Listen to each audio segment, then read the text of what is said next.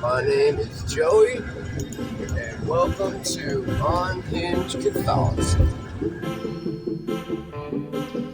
Hi, my name's Joey, and welcome to the 8th episode of Unhinged Catholicism. So, I was having a Bible study with my cousin Mark, my spiritual advisor, last night, and he does a lot of public speaking. He wrote a book called The Devil's Gamut. I try to put it out there as much as I can on Amazon. Please order it. It's about how the stock market destroys wealth and virtue. There's a lot of great things in the name of the Lord. So nonetheless, he does a lot of public speaking on behalf of, the book or points of the church. And he was doing one with college students.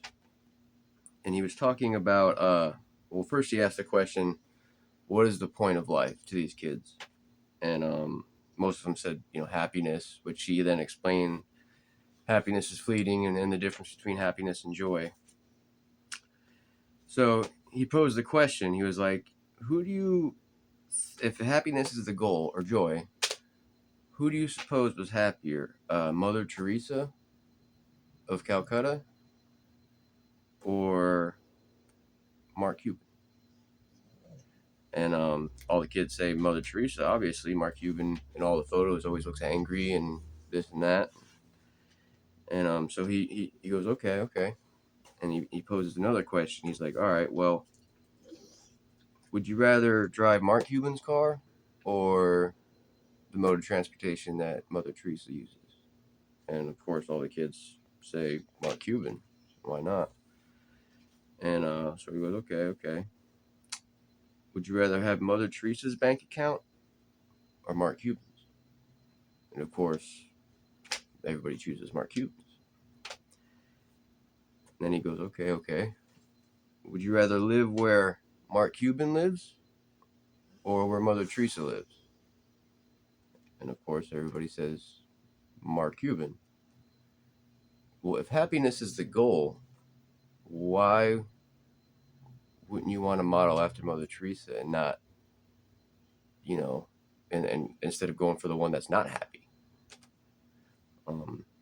We a few weeks prior to that, we talked about I don't know, something he's seen or a podcast or something he read, but of like they're asking, I don't know if it was Gen Z or I'm not sure if it was our generation or the one below, but if you could have like this machine, almost like the Matrix, and you're hooked up to it, and you can have all the pleasure, everything you fantasize, whatever you want in life, but it's not real, and you're just kind of in a pod, and then you live out your life in that, and then you waste away and die, or live a real life, and like it was some unheard number, like it was almost, I don't know what he said, if it was half or 3/4, but like there was a lot of people that would almost just choose the pleasure machine, and instead of over reality, which in a sense is really what I did in a lot of ways. There's so many stories in the church about money and power and how it doesn't make you happy and in biblical and all this stuff. But even just from a personal level,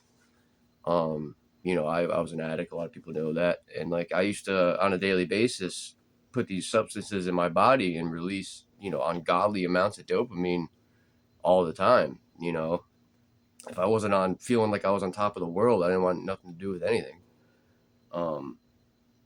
But it's fake. It's unreal. It's all that.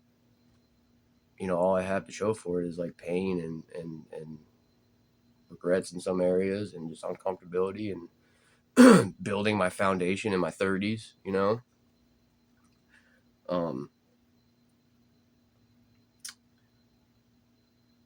I was watching a podcast on Bishop Barron about detachments, Andre Contra, which is Latin for act against, run the other way, essentially. If you're struggling with addiction, go to the 12-step program. If you're struggling with lust, stay away from the opposite sex for a little bit. If you're struggling with food, fast. Act against. Almost like a stick if it's bent, to bend it the other way, you kind of almost got to go the opposite direction a little bit. You know, you don't just bend it like this. You got to go all the way the other way to bend it back. Same thing with myself. You know, like for I'm not saying this is good. You know, this is just me personally, but for like the first while of my recovery, you know, I was heavy in the 12 steps. You know, now I just do the Catholic Church. That works for me. It might not work for you. You know, but you know, act against. You know, pick up your cross. What is your cross? Figure that out first. You know, my cousin Mark, example, I'll use him as an example. He had a really great job with the NBA.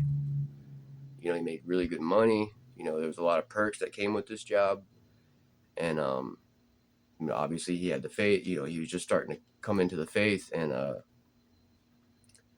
you know, he knew he had to give that up. And you know, if that's he had to act against that. You know, he literally picked up his cross and left that job for a job in the church with probably a lot less pay and a lot less recognition. Um, and not only that, but he wrote a book, and he's kind of like picking up the cross and the sword against, you know, that old type of lifestyle, that, you know, that I don't know, not I don't want to say you know, that bad virtue. Not I wouldn't even call it a virtue, but you know, like that money hungry, you know, those good, you know, the whole NBA's cross. I would say, you know, so it's a whole different story. But you know, I love that example. You know, he picked up his cross and he's fighting his fight. You know, it inspires me to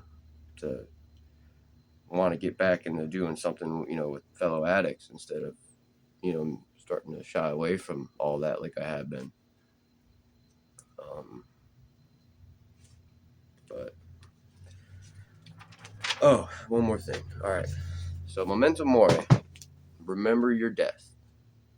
It is a Catholic practice. It's actually kind of taken from the Roman uh, reign. When they were going out and conquering other countries and stuff, they would have like their slaves and servants on the way back from their victory telling them, memento mori, remember your death. You will die too. You know, and this is like this isn't like a, you know, to scare you or anything like that, but it's just to keep you aware that, you know, this life is not the one and final thing. Like there is life after this life.